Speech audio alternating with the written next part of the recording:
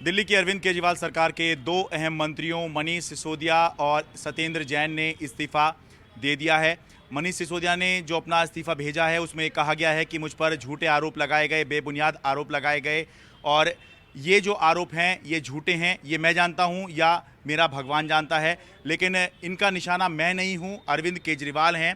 लेकिन क्योंकि इन्होंने मुझ पर झूठे आरोप लगाकर मुझे जेल में बंद कर दिया है, तो इसलिए मैं फिलहाल अपने पद से त्यागपत्र दे रहा हूं।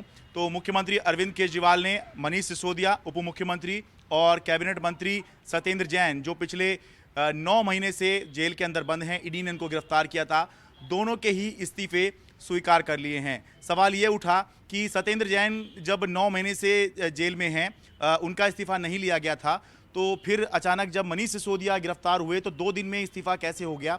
तो आम आदमी पार्टी का ये कहना है कि जब सत्येंद्र जैन गिरफ्तार हुए थे तो आम आदमी पार्टी को लगता था कि उनको जल्द जो है वो छुड़वा लेंगे और उनका कामकाज जो है तब तक के लिए मनीष सिसोदिया ने संभाल लिया। उप मुख्यमंत्री उस समय मौजूद थे तो उन्होंने संभाल लिया, लेकिन अब उप मुख्यमंत्री को गिरफ्तार कर लिया गया है। उनका कहना है झूठे आरोप में गिरफ्तार किया गया है।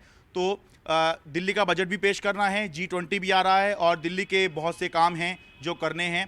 ऐसे में दोनों मंत्रियों ने अपना इस्तीफा दिया है। अब सवाल ये उठता है कि आगे क्या होगा, क्या आम आदमी पार्टी करेगी, क्या केजरीवाल सरकार आगे करेगी।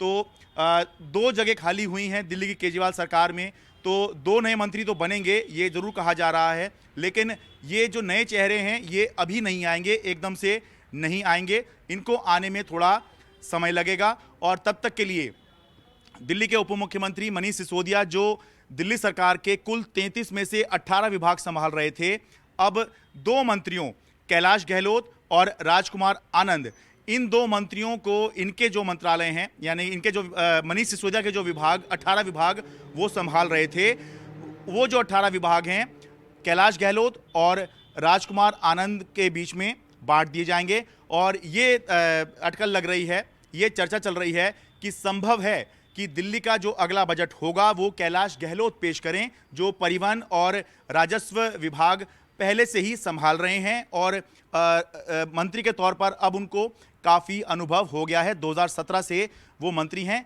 जबकि राजकुमार आनंद अभी कुछ महीनों पहले ही मंत्री बने हैं। तो संभव है कि दिल्ली का जो अगला बजट है या जो अगला वित्त मंत्री दिल्ली का है वो कैलाश गहलोत ही हों। लेकिन निश्चित तौर पर आम आदमी पार्टी के लिए ये एक संकट का समय है, केजरीवाल सरकार के लिए संकट का समय है। न सिर्फ इसलिए कि उसके 2 मंत्री जो हैं वो अब पद पर नहीं हैं, उन्होंने इस्तीफा दे दिया है, बल्कि संकट का समय इसलिए भी है कि मनीष सिसोदिया जो हैं वो अब ना सरकार में हैं ना पार्टी में हैं। फिलहाल सीबीआई ने उनको गिरफ्तार किया हुआ है और वही सबसे अहम और विश्वास प्राप्त नेता थे या करीबी थे मुख्यमंत्री के, और उन्हीं के ज़रिए अरविंद केजरीवाल अगर उनको देश में कहीं दौरा करना होता था, कहीं प्रचार के लिए जाना होता था, तो वो दिल्ली में मनीष सिसोदिया को छोड़कर बाहर प्रचार के लिए चले जाया करते थे।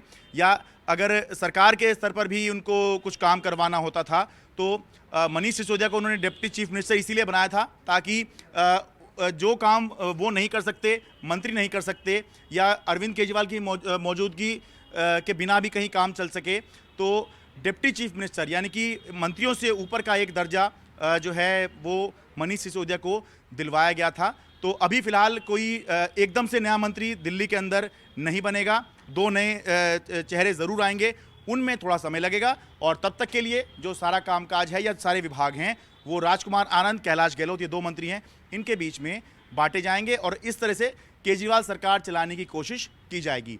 दिल्ली से अपने कैमरा सहयोगी गौरी प्रसाद के साथ मैं शरद शर्मा, NDTV इंडिया।